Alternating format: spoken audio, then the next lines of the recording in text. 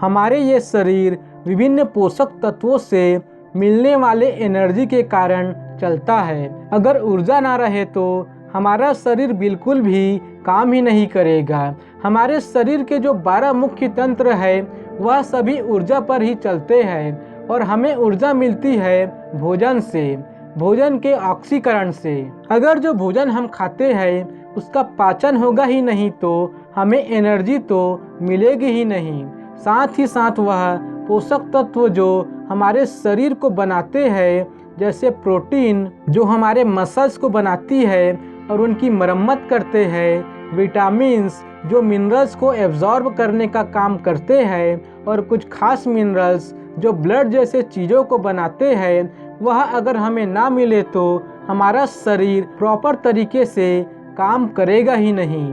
और यह सब हमें मिलता है भोजन से।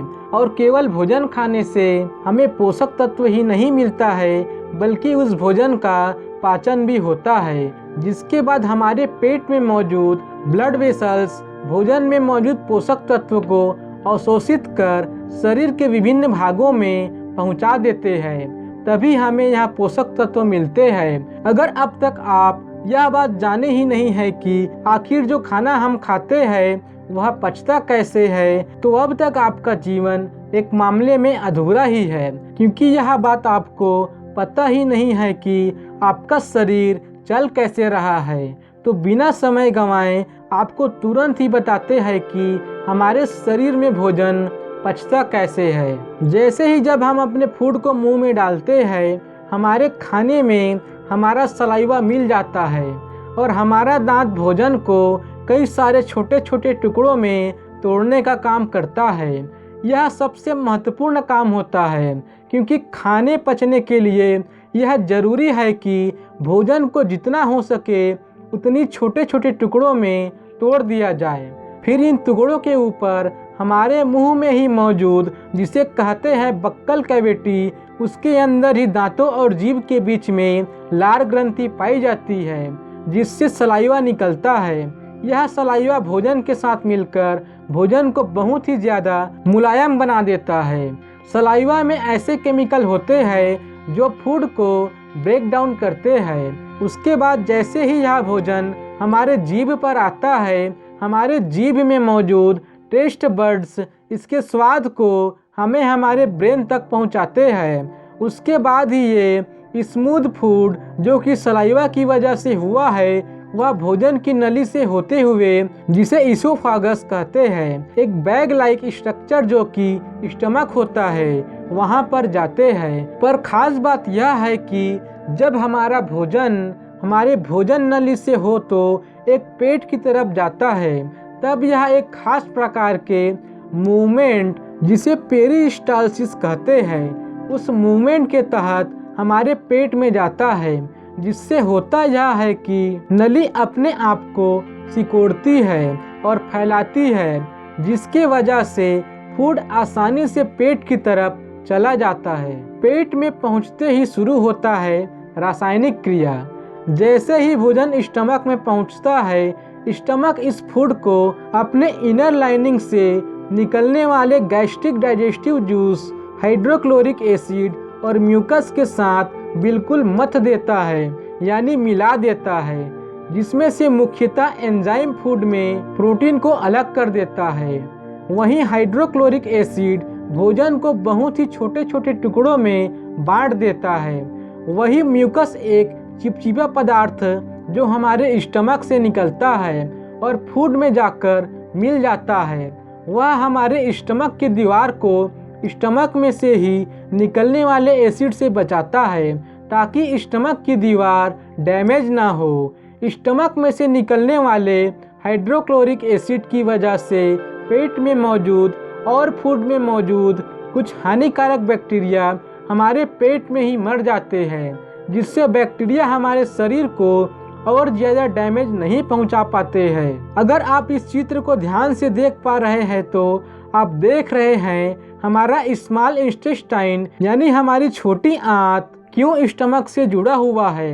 हमारा फूड जो कि पेट में मौजूद कई सारे डाइजेस्टिव गैस्ट्रिक जूस के साथ मिल जाता है, उसके बाद इसमें इस मिक्स मटेरियल को चाइम कहा जाता है और यह चाइम अब स्टमक से स्मॉल इंटेस्टाइन के तरफ बढ़ने लगता है।